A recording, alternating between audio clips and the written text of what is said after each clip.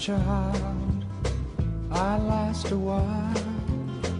You can't conceive. In thinking of messages that might be conveyed to the children, I have thought of this, that each time that Mary was pregnant, we look forward to the arrival of another child. And in each case, I'm happy to say that the actual birth of the child was without complication, and the child was healthy from day one, which was really a blessing if you stop to think about it. And in naming the children, we had, of course, you never know, or in those days at least, we never knew in advance whether it would be a boy or a girl, but at least we discussed possibilities and had no trouble in coming up with names, except maybe in the case of John. And I had a name in mind that went with, cleared with Mary, which was John Edward, the name that we finally settled on. But as I remember, we delayed a day in putting this on the birth certificate because I wanted to talk to the parents of John Edward Nevis, for whom John Edward Mason was named, to make sure that naming John in the memory of John Edward Nevis, who was only a few years older, would be okay. And it was okay with the Nevises, and so we came up with a name that was not John Jr., but John Edward. Thinking of the 5 children in the family as a group, we can make sort of subgroups of Andy, Peter, and Dan, who were only 18 months apart from the oldest to the youngest of those 3. Then 4 years after Peter, the youngest of the 3 older boys, came Mary Ann in 1961, and then John, the youngest of all, came along in 1965. So there are really, you might say, 3 subgroups if you group them by age. And having the 3 very young children in the household, 3 boys early, was a lot of fun and very instructive. And they were close enough in age to play together and do things together pretty much as equals. And I would say, without putting any kind of a sugar coating on it, that they really always got along well together. Certainly far better than one could expect of brothers, close family relatives of close to the same age. I am a child, I last a while. You can't. On the morning of May 3rd of 1954, Mary said, well, I think maybe today is the day for me to have a baby. So needless to say, it didn't take anything more explicit than that to get us into a car and over to the St. John's Hospital in Santa Monica. At the time, we were living at 3720 Military Avenue. When we arrived at the hospital, when Mary checked in, why everything was quiet for about a day. The baby wasn't born immediately, but on the morning of May 4th, or very early in the morning, why Andy was born, and he looked just fine from the start. Of course, I'd never seen a newborn baby before, and certainly not one of my own. And it was really quite an experience to see. Andy did well from the start.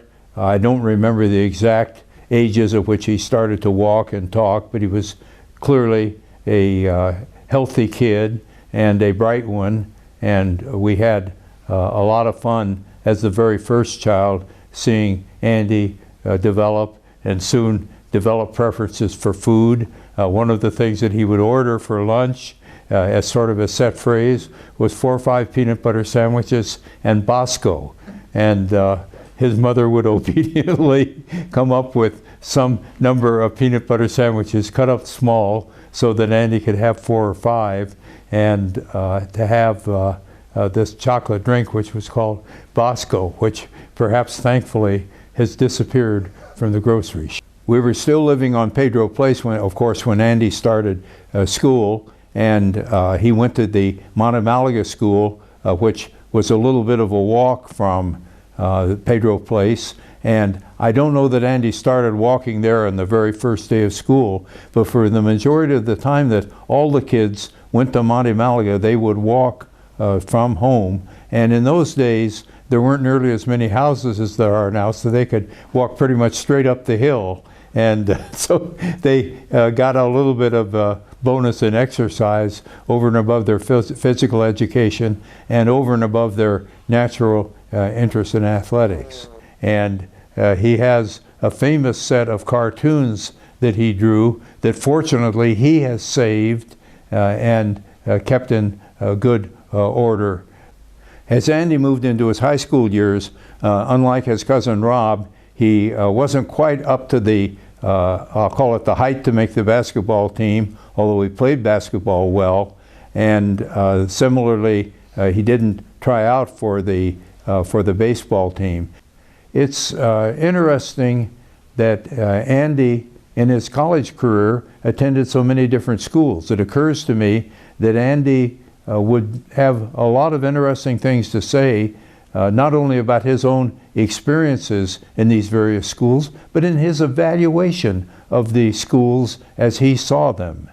But I can think of UCLA, UC San Diego, Cal State Arcata, and finally San Diego State as 4 schools that Andy attended within the California State University system. He did very well in pursuing the interest in math and in particular in statistics at San Diego State that he had developed over the years, and really has been the family expert in statistics. Building on his background in statistics, Andy's had an interesting career in engineering, electronics engineering, and also in engineering management. One of his early jobs was at TRW, a unit inland in San Diego County. And Andy worked there for several years, and part of his time there was spent on temporary duty in the Los Angeles area for Northrop, working on the B-2, which was a classified program at the time. So he moved to AP Labs, which was an interesting company too, a small, initially privately held startup company in San Diego County, and they did just a whole range of work, a lot of it military, but also a lot of it civil. And it reminded me a little bit of the early Garrett that also would work both military and civil, and with a background in both sides, and maybe a 50-50 division between the two kinds of work. Well, as the firstborn Mason, I've had the privilege and the honor of watching the rest of the Masons come along, of my generation and the next generation. I mean, there's a lot of kids in both our immediate family, our extended family, and now the grandkids, and soon probably have some great-grandchildren, and I'm sure, I know you enjoy all of us, and we all enjoy you, and really appreciate the support and the friendship and love that you've given us over all the years.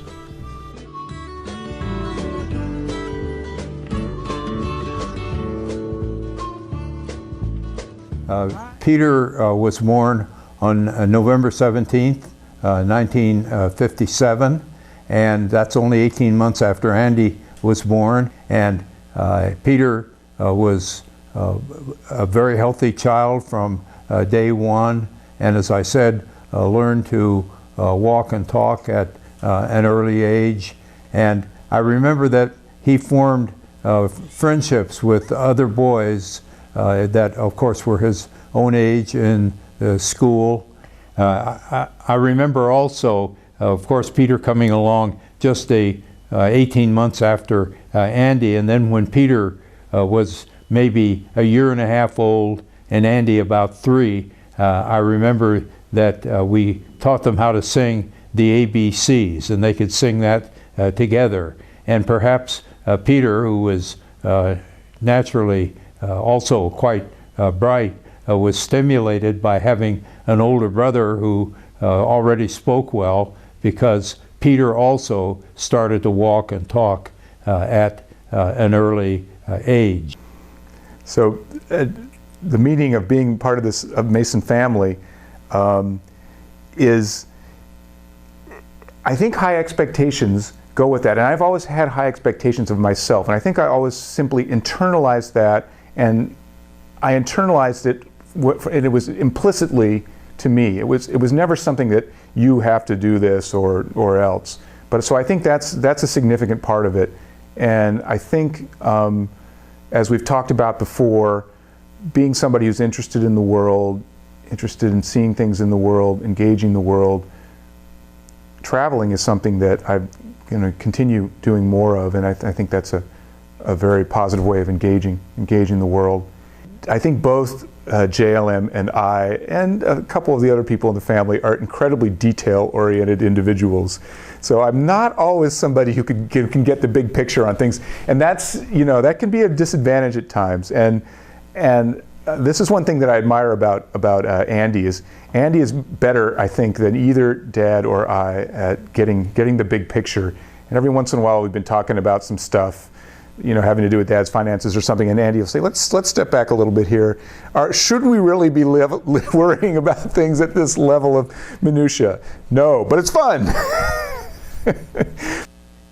Athletically, Peter did well in the Little League, and grew up to be a bit taller than Andy. He's about 6'3" or 6'4" now, and his height stood him well. In basketball, he played for Reed College and enjoyed the years of basketball there. And scholastically, he did well, getting into Reed College and doing a good academic record there. And Peter majored in mathematics, went on to the University of Washington, got a master's degree there, and then went into the, I'll call it burgeoning field of computer software design. And his first job at a small software company called Proprietary Software, Peter had the job of writing compilers there.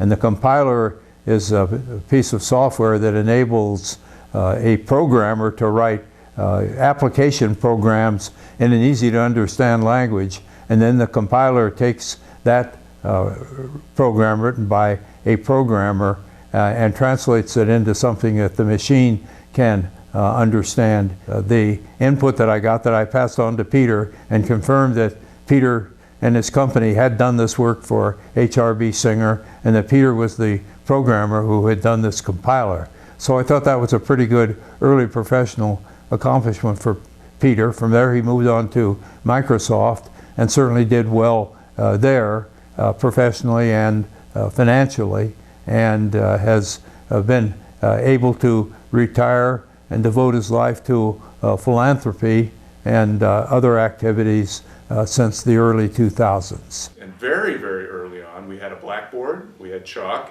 and he taught us math on this blackboard before we were ever in school. And so I always had a leg up on what was going on in the math, and it was always like, I always knew, oh, okay, I know that. And I was probably obnoxious about saying I knew that too, but from early on, we got extra stuff. And then another thing was he always had us repeat this, e to the I theta equals cosine theta plus I sine theta. Now, I was saying this when I was like about 4 years old. I had absolutely no idea what it meant, but somehow it had an impact. Yeah, so when I started at Microsoft, for one thing, I didn't know what a stock option was, so I was pleasantly surprised as time went on. But I remember that pretty quickly, both John and Mary kind of got very much with the program. John, for example, got very interested in the free employee software discount and took quite large advantage of that.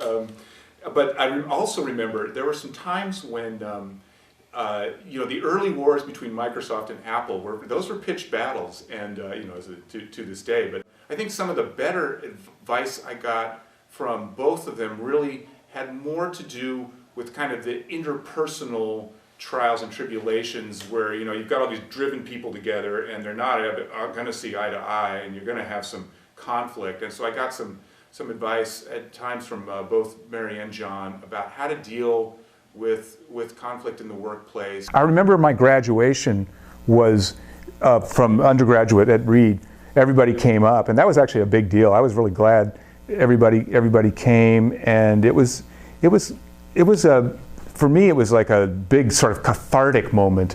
And so I don't think I really expressed at that time how much it meant for my family to be there and supporting me, and so thanks to everybody for that. And also I've tried to show up at people's big rites of passage myself since then. Yeah, it was, I think those sorts of big moments when you want people around you. And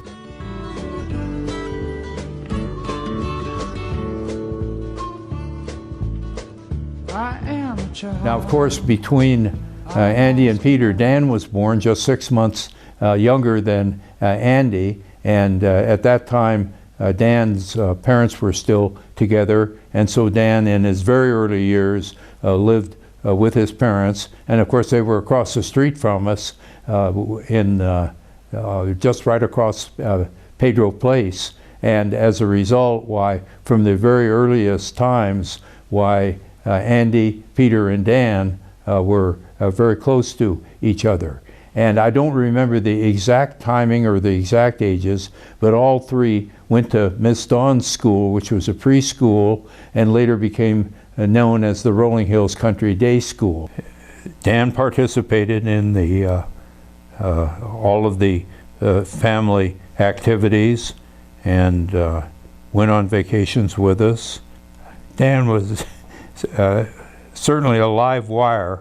I would say of all of the children that we grew up with, Dan was the most energetic and the most active and the most fun-loving of all of them.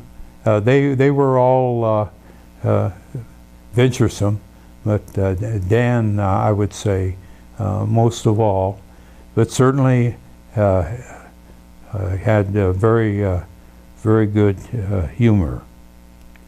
And it's really, I think it's a source of pride to me, and it certainly was to Mary, to see the children turn out as well as they have. Well, I think we had a long time together. First, we lived across the street from each other, so it was like one giant extended family. And I remember when our house caught on fire and we escaped from the flames, and we all went over to Opa's house. Then Mike and I came back and were fighting the fire. And then we went back to Opa's house, and I remember Oma came back, and all of us, every kid in the house, was all in our underwear, jumping up and down on her bed, like 8 kids, just going wild, right, at 2 a.m. or whatever time it was. And Oma didn't yell or scream, but she would say, "This is a serious situation, you guys, and you should not be jumping up and down your underwear on the bed. Now just get down." But there was no acrimony. And then later, all living together as we grew up, it was pretty chaotic because all these teenage or preteen and teenage boys with an excess of energy, going wild, just doing all kinds of escapades, and getting in a little bit of trouble here and there with the authorities or the school district authorities. And always, I remember Opa especially, and Oma too, would always be ready to defend us. Yeah, I think for me, I lived with Oma and Opa for 4 or 5 years, and put them through some entertaining trials. And I recall one incident in particular where Opa was going to cut my hair, and I had long hair, and I thought it was pretty cool, and so I ran away. I ran away up through the hills, and Opa followed me in his car and chased me through this field. I thought I was pretty cool and tall and fast, and Opa was a pretty athletic guy. And I remember being caught in this 3-foot-high grass and trying to run, and Opa got closer and closer, and he grabbed me. He's like, he was never mean, didn't hit me or anything. He said, "You're back," and then my head was shaved. Then the hair was gone, and I had the butch again, you know? And he was like, "Well, Daniel." That's what Opa always used to say, was I would do something silly like that. And he would say, "Well, Daniel," a very patient tone, and not angry at me at all. And Oma, Aunt Mary, would do the same a lot. She would sit down and talk to me, and I would be spewing something, and she would nod her head and say, "Well, you might have a different perspective later." That would be just, I think, indicative of their patience with the antics of these folks who are thrust upon them. Well, Oma and Opa were just critical in all of our lives in terms of providing direction and just help and support.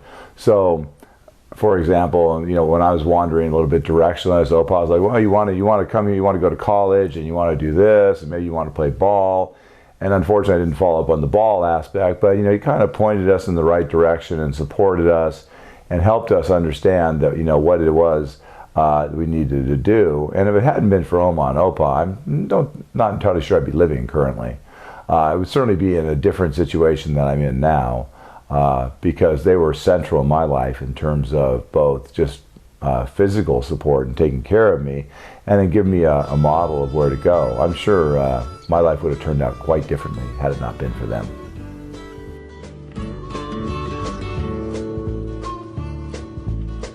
I am a child. Mary Ann was born on December 4th, 1961. She was the first of our children who was born here in the South Bay at a little company of Mary Hospital. John also, 4 years later, was born there. And Mary Ann was definitely a winner from day one. Of course, our first and only girl. And that includes the Girard family. So we, with Rob, Michael, and Daniel of the Girards, and then with the 3 Mason boys, Mary Ann turns out to be, of the group of 7, the only girl. And she was very much welcomed, and in particular, her older brothers really prized her from the very start. They were enough older than she was to regard her as just a little darling rather than a rival or somebody who was distracting their parents' attention from them. Each of the boys that I grew up with in the Mason household was quite unique. I'll start with Andy, the oldest, who was very brainy, athletic in his own right, definitely a little more introverted, I think the most like my mother in his coloring and the way his physical appearance, and also just a little more introspective and artsy. His love of music probably came from my mom, and I shared that. I played the flute and used to play the flute with Andy. Andy played guitar and keyboards, and we would do some recordings on reel-to-reel tape when we were kids in junior high and high school. Then there's Peter, who I guess it goes without saying, all intellectual. Peter definitely the computers as his forte. I would say Peter and I had the most sibling rivalry because we were both the middle children, and I perhaps had a little bit more adversarial relationship with Peter at some point in terms of the beating up and so on. But I at this point feel just a lot of fond memories toward Peter, and also at this point feel that I'm very close with him, you know, as adult children. And then John is let's say Dan. Dan was like a brother. He's my cousin, but grew up in the household, basically like a brother. Dan, I remember, didn't just throw me in the pool. He suspended me by my ankles and dunked my head only into the pool before throwing me in. So Dan also shared Peter's role in beating me up to a certain extent. But and at this point, Dan, of course, lives in Santa Barbara.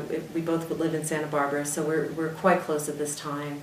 And I had a lot of heartfelt late night talks with Dan growing up and really felt a lot of camaraderie with him.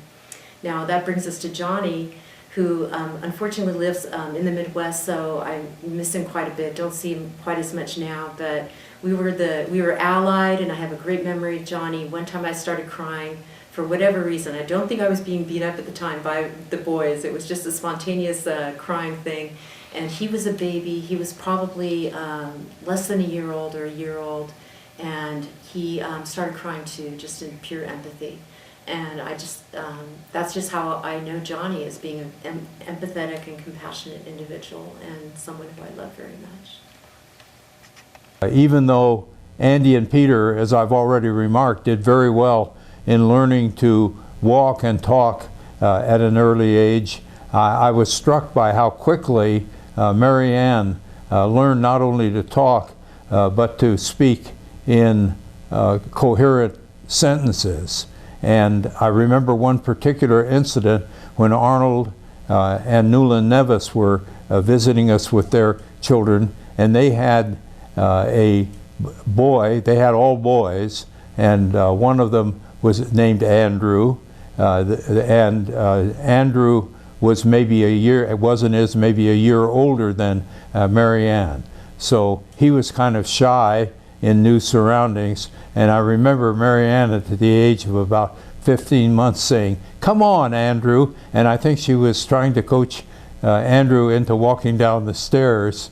And from our picture of 1805 Pedro Place, you can probably figure that Andrew was a little bit cautious about venturing down those stairs into the family. But I remember here was Mary Ann at an early age and making a pretty rational comment, trying to persuade Andrew to come down the stairs. So Mary Ann continued good development, very strong physically, learned to swim at an early age, although she did fall into the empty swimming pool one time when the house here was under construction. Wasn't hurt, but she did well in her studies, and she also did well athletically.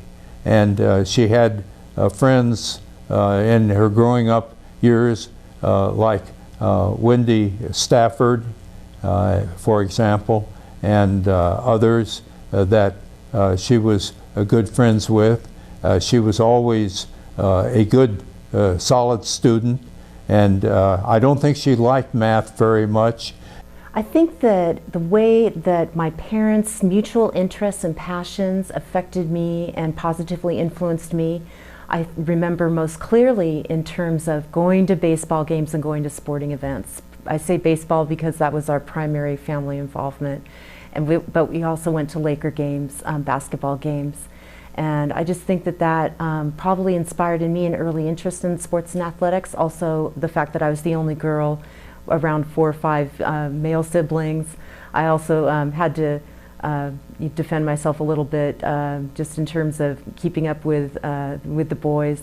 But in terms of my parents, I think also seeing my mother as, although not as active athletically herself, she was a natural athlete, just in her build. And I remember once her showing me her bicep and feeling very impressed. And she would get out and shoot a few hoops with us every once in a while. Mary Ann was in a girls' softball league and had a much more eminent coach or manager compared to anything in our little league. Paul Conrad, the illustrious cartoonist of the Los Angeles Times, coached Mary Ann's team, and I think they won their league that year.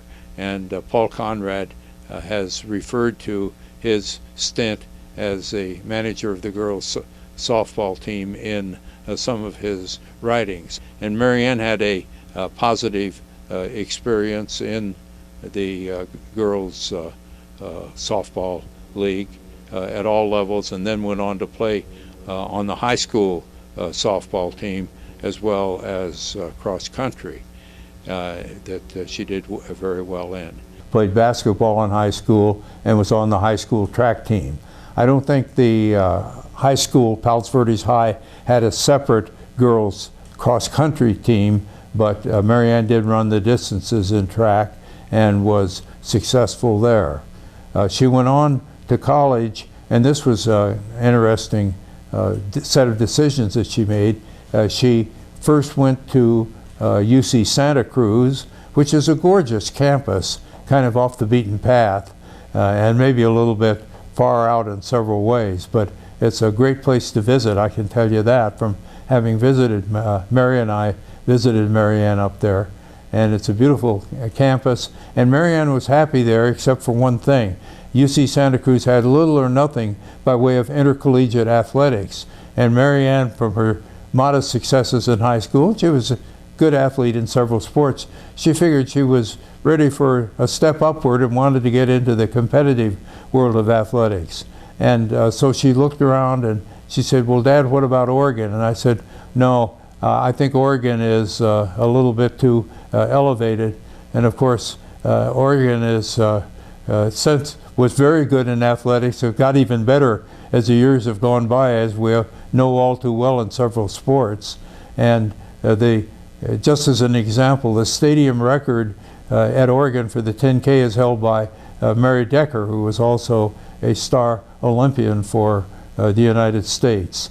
And happy to say that she did very well there and was happy there, and as one, as I've said before, one of several family members who's found a real home at UC Santa Barbara.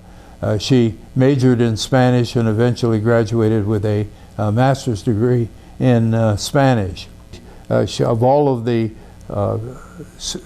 members of the family, she probably has the best written record of having the school record in the 10K that stood for 16 years. And this is really a pretty good record for a Division I school.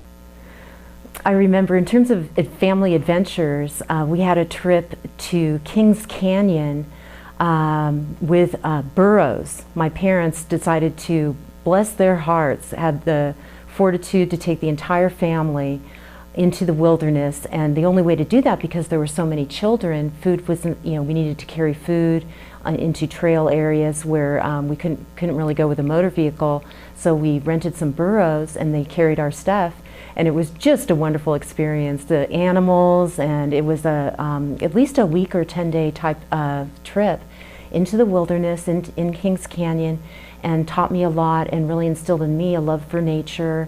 I became an avid backpacker, was involved with the Sierra Club, and became a leader, apprentice leader, and then a leader of service trips and backpacking trips for the Sierra Club.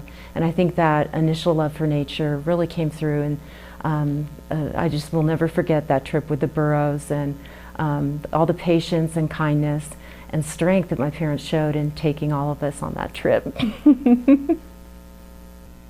It was hard on Mary Ann being the only girl, the only woman, and I especially realize that now because my wife Robbie is really from the opposite side of the coin, sort of a female-dominated family. So there's a real different dynamic there, and her younger brother Pat is the only boy, and so it's with three sisters, three big sisters. So he has a different set of issues. Hearing Mary talk about what she's doing in her career now, it sounds like she's doing something she really wants to do, which is a very good thing. And the idea of that having that such an affinity for animals, doing stuff on the side where she's doing that as well, really makes sense to me.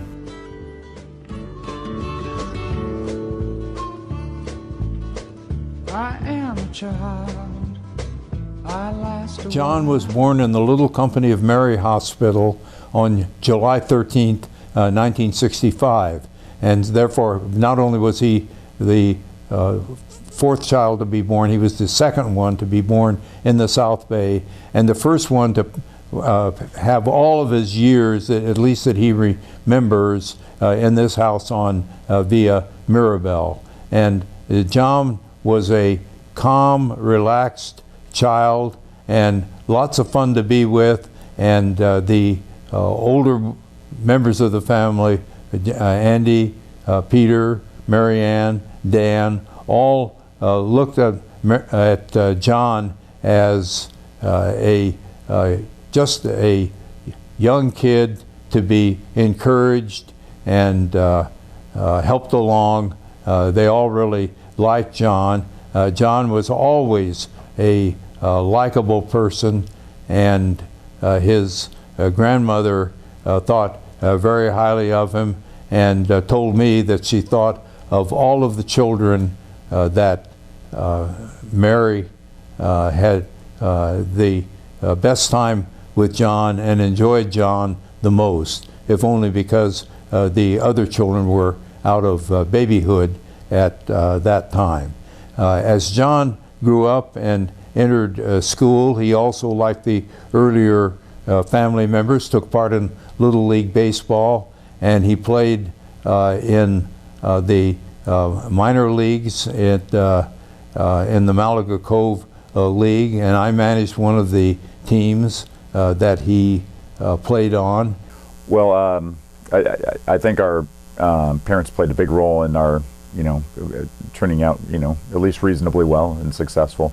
I think the things that were, very important. Home was always, it was never perfect, but it was always, it was there. It was, stable. We always had dinner together. Aside from, little, arguments among siblings and occasionally between the parents, which I think was all pretty typical, it was just a very safe haven. And I enjoyed being home. They took a lot of pride in making sure that, we, of course, kept up with our studies, but just understood, the kind of the big picture, important landmark events. I remember being sat in front of the TV during Nixon's resignation, even though I was, I think I was just 7 or 8, just that, this is, a landmark event in history. You've really got to sit down and watch and at least try and understand what's happening here. Always willing to help us out with our homework, and just that real emphasis on the importance of education, higher education, and sort of self-education, even once formal education is ended. And just being curious about things. I mean, I think the thing that really struck me about my parents, they're always, my dad would kind of go from language to language. I think when I was really young, he was, learning Spanish. Then he went to German and Russian and then Japanese. And he's always, he and my mother were always going to, classes. I think they took Japanese classes together. They would go on, opera trips together. More recently, when I was an adult, and when I was younger, they would take trips with groups down to Central America and to Mexico, sometimes bringing us. I think just that, the family stability was one thing. It was kind of a good starting point, and then just that real emphasis on education and, the importance of knowing what's going on. But John certainly maybe started in a modest way, but finished his academic years with great enthusiasm and with great effectiveness. John went from high school to Santa Barbara City College, found friends there, great kids. I remember meeting them. Then went on to UC Santa Barbara, and from there to medical school.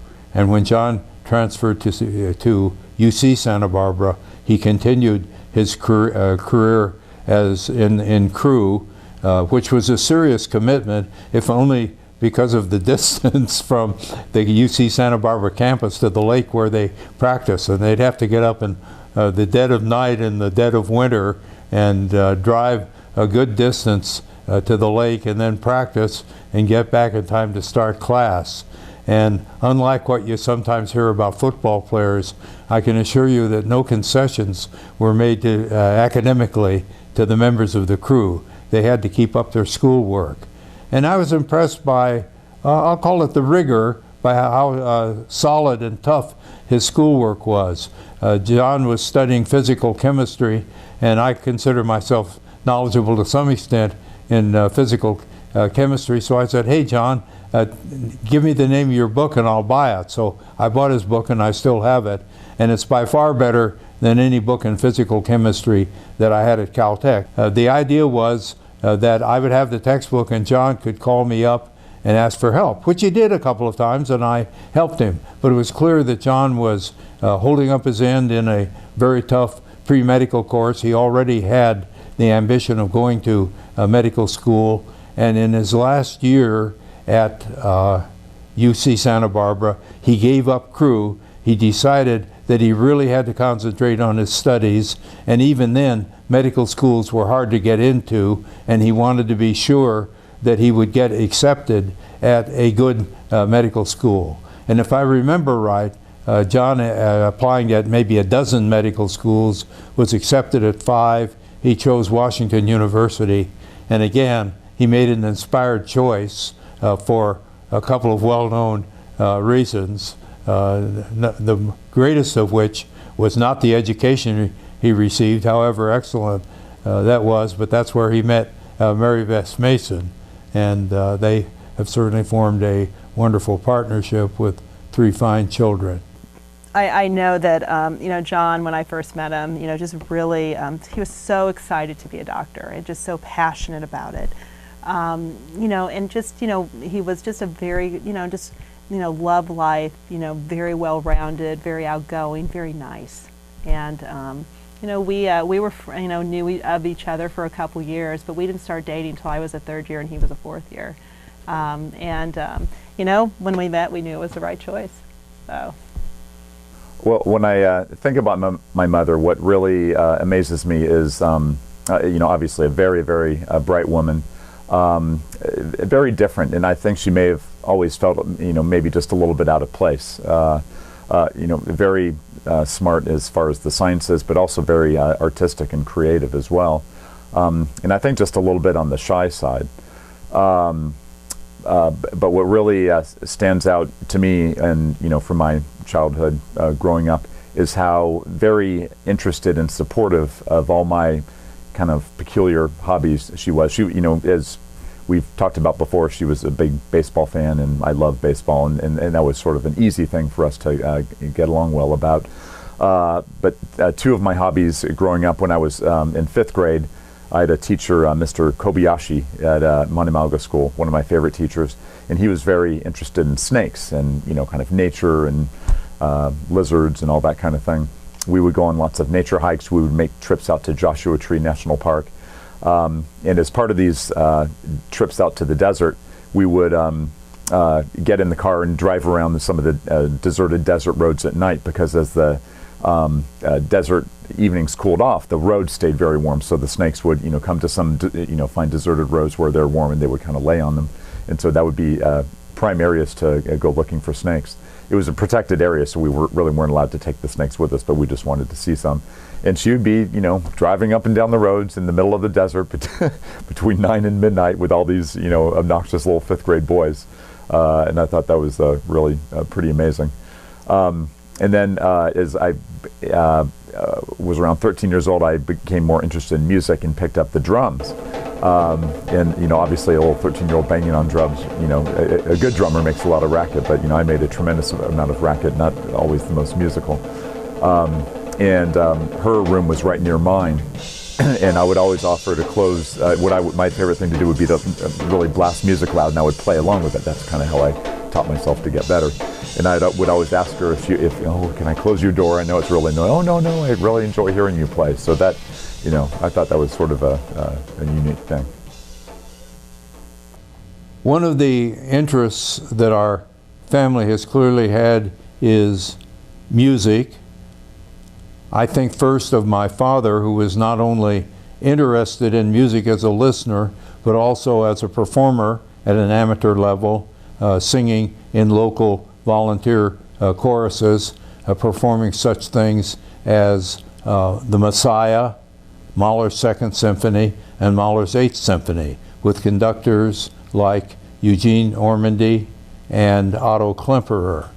And the performances always involved professional musicians, but to augment the professional musicians in those days, I don't know whether they do this anymore or not, they would get in volunteer groups who for a specific performance would rehearse with the professionals and then would perform in such places as the the Hollywood Bowl, which is where my father sang in Mahler's Eighth Symphony, conducted by Eugene Ormandy. And perhaps that was one element of heredity, although I must say it skipped me as far as any performing ability was concerned, but I've always been very interested in music and have in particular enjoyed operas. Doesn't mean I like every opera, but there are about 8 or 10 operas that I really love and will listen to, whether it's on television, radio, or a live performance at every opportunity. Now, with regard to the children and their activities in music, why, we certainly have examples. Andy was musical and played the guitar, and John had drums, and I remember one time the lady who lived behind us, and we didn't know them well, but they were nice enough people, lived there for 8 or 10 years. And I remember the lady calling up Mary one time and said, you know, there's really a terrible noise coming out of your back bedroom every afternoon after school, and I think it's drums. Does your son play the drums? And Mary said, yes, I'm sorry to say that he does. And she said, well, I wouldn't mind, but you know, we have a new baby and it's upsetting his sleeping because he tries to sleep during the day. And Mary said, okay, we'll fix that. Well, somehow that crisis was passed without any disruption of our relationship with the neighbors, who maybe decided they'd had enough of us and moved about a block away out of the range of the drums. Music was a very strong interest. I have very definite recollections of driving around with my dad while various operas were playing, and he'd be singing along, for better or for worse, although he had a very good baritone voice. I've never heard John perform in any group or anything, but I gather that he does perform some just for fun. You know, I think my dad was able to really appreciate some of the rigors of that type of education. You know, him having obtained a PhD at Caltech. I remember his parting words to me were, "Be sure and hit the ground running." and I always remembered that, and that little phrase always stuck with me. To just to try and get off to a good start, whether it was at the beginning of the school year or again as the educational process went on. And I would be in the hospital working, going through the different subspecialty rotations and meeting a whole group of residents that were senior to me, full professors, and they were, trying to size me up from the beginning. I would try and make a good impression from the get-go, because that first impression is so important. You make a good impression at the beginning, you can always sort of mess up later, and they're much more forgiving than if you mess up from the beginning. So that hit the ground running was a little phrase that has always stuck with me. So, adolescence is pretty tough on everyone, and, I don't think mine was too exceptional. There was one pretty traumatic instance that when I was 16, one of my best friends was killed in a skateboarding accident. And, it's obviously, pretty horribly traumatic. And I was, I guess, a junior in high school then. And the thing I really remember is that was sort of a time when you're kind of embarrassed to have your be seen with your parents and that type of thing. And I just remember being at school and just kind of the days following his death, blind, aimlessly wandering from class to class. And then at the end of the day, I remember coming out of my last class, and he was just right there, which is very unusual. He was usually at work. He was never able to pick me up. And it wasn't anything dramatic, and he just kind of picked me up and took me home. But just the fact that he kind of realized that, it was a tough time, and that he was there to pick me up, I always remembered that.